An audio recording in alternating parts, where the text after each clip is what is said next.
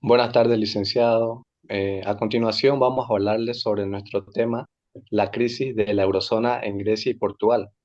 Los integrantes de nuestro grupo son Joan Carlos Peña Aguilera, José Daniel Pérez López y José David Pérez López y mi persona, Samuel Aguilar. A continuación vamos a ver un poco de la introducción sobre este tema, ya que vamos a explicar cuáles fueron las causas y por qué se le dice eurozona. Bueno, la crisis de la eurozona fue una crisis económica y financiera que pues obviamente afectó principalmente a los países del sur de Europa, especialmente a los países que vamos a estudiar, que es Grecia y Portugal. Entre otros, aunque la crisis comenzó en la década de los 2000, esta crisis no fue muy alta o no fue tocada hasta el 2010. Esta crisis tuvo profundas repercusiones tanto a nivel económico, social y político. También tuvo grandes efectos en la economía europea, ¿no? Que vamos a ver a continuación a medida del video. ¿Cuáles fueron los orígenes de esta crisis? Bueno, podemos nombrar varios factores, que puede ser la crisis financiera global del 2008, es una crisis también que golpeó fuertemente a la parte de Europa, desequilibrios fiscales y estructurales. También tenemos que renombrar lo que es la unión monetaria sin unión fiscal. Vamos a estar explicando eso a continuación. Y la falta de control sobre el endeudamiento. La falta de control sobre los endeudamientos es una parte muy vital al momento de decir que es la crisis de la eurozona, ya que algunos países como Grecia y Portugal aumentaron sus niveles de deuda pública a lo largo de estos años. Lo que generó eso fue que varios mercados internacionales comenzaran a percibir riesgo elevado en el momento del pago del país o del momento del pago de los mercados internacionales. A continuación vamos a pasarle la palabra a mi compañero que le va a hablar sobre la crisis de Grecia. Buenas tardes, licenciado. Buenas tardes, compañero. Yo le voy a hablar sobre la crisis de Grecia. Le vamos a hablar sobre los precedentes y origen. Grecia, que se había unido a la eurozona en 2001, ya presentaba serias dificultades fiscales ante la crisis. El gobierno griego utilizó prácticas contables engañosas con la ayuda de instituciones financieras para ocultar el verdadero nivel de su deuda. En 2009, el nuevo gobierno reveló que el déficit fiscal de Grecia era mucho mayor de lo que se había informado previamente, lo que desató una crisis de desconfianza en el mercado financiero. El desarrollo de la crisis. En 2010, Grecia se encontraba al borde del colapso económico y financiero de la deuda pública. Alcanzaba el 120% del PIB y el gobierno griego no podía financiarse debido a la alta tasa de intereses exigidas por los mercados. En mayo de 2010, Grecia solicitó un rescate financiero en la Unión Europea y al Fondo Monetario Internacional (FM). A cambio, aceptó implementar un drástico programa de austeridad, incluida recortes de gastos públicos, aumento de impuestos y reformas estructurales. Este programa de austeridad fue impopular y provocó protestas masivas en Grecia, así como un fuerte aumento del desempleo, la pobreza y desigualdad. Sin embargo, la austeridad no logró resolver los problemas estructurales de la economía griega y el país continuó luchando con altos niveles de deuda y crecimiento económico negativo durante años. Consecuencia a largo plazo. Grecia experimentó una prolongada recesión económica entre 2008 y 2013, con una contracción del PIB que superó el 25%. Aunque el país logró algunas reformas estructurales, la austeridad fue vista como un obstáculo para la recuperación económica. La economía griega empezó a mostrar signos de crecimiento en 2014, pero la deuda pública seguía siendo insostenible. En 2015, el nuevo gobierno de la izquierda de Alexis Tsipras rechazó más medidas de austeridad y convocó un referéndum para decidir si aceptaba las condiciones del rescate europeo. Aunque el no ganó el referéndum, el gobierno griego finalmente tuvo que aceptar un tercer rescate, con condiciones aún más estrictas desde entonces. Grecia ha experimentado una recuperación lenta pero sostenida, aunque la deuda sigue siendo el problema significativo. Le voy a hablar sobre la crisis en Portugal.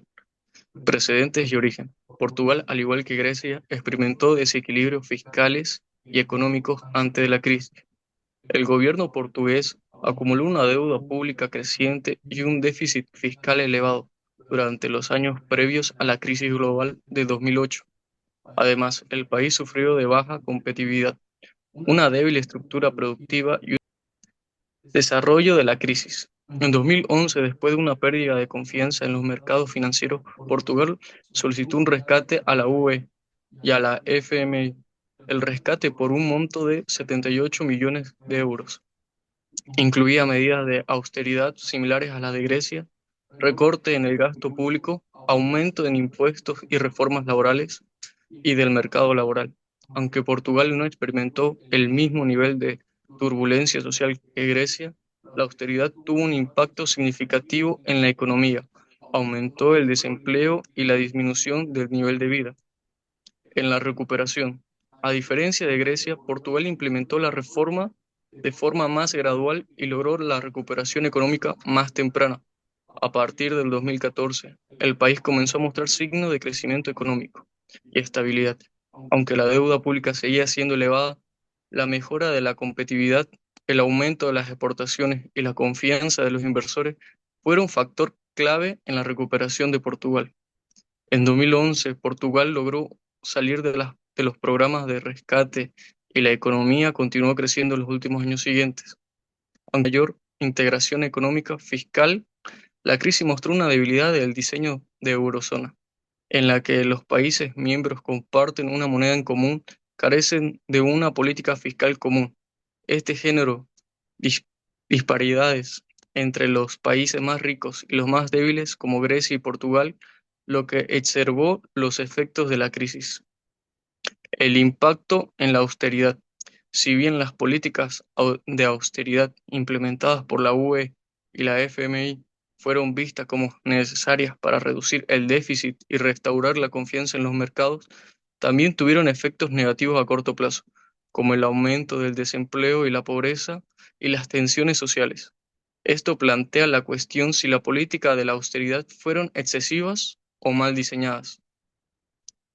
La importancia de las reformas estructurales. La crisis subrayó la necesidad de reformas estructurales en los países de la eurozona, especialmente en aquellos con economías más débiles. Reformas en el mercado, en la administración pública y en el sistema bancario fueron esenciales para la recuperación. La solidaridad europea. La crisis también puso a prueba a la solidaridad dentro de la eurozona, ya que países como Alemania y Francia se vieron presionados a financiar los rescates de países como Grecia y Portugal. Sin embargo, el impacto en las políticas de rescate mostró la importancia en un enfoque más equilibrado y la distribución de los costos en de la crisis, de los costos de la crisis.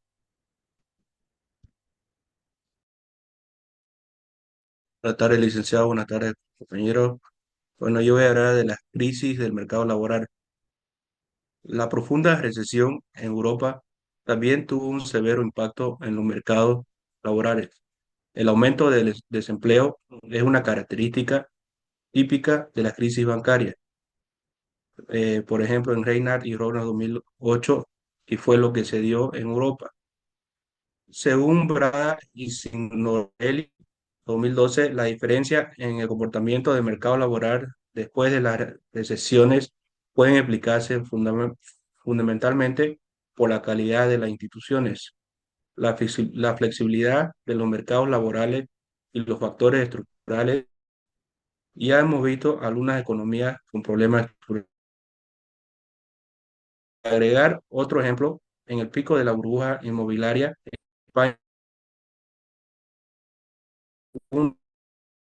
trabajaba en el sector de la construcción. Todo este sector entraba bajo presión cuando la burbuja estalló.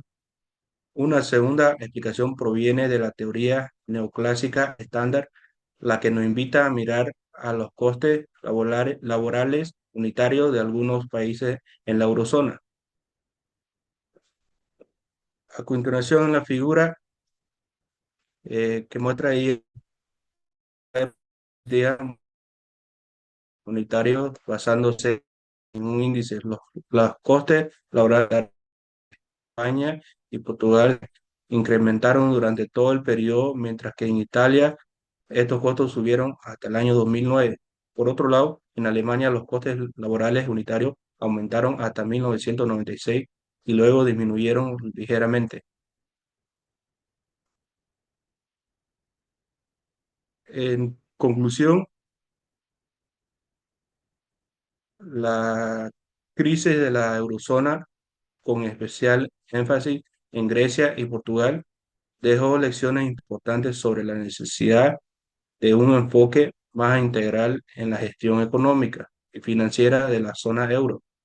Aunque ambos países han mostrado signos de recuperación, las secuelas de la crisis según siendo evidentes, especialmente en términos de deuda pública y desigualdad social. Las reformas estructurales y una mayor integración fiscal son esenciales para evitar futuras crisis y garantizar la estabilidad económica de la eurozona a largo plazo. Gracias.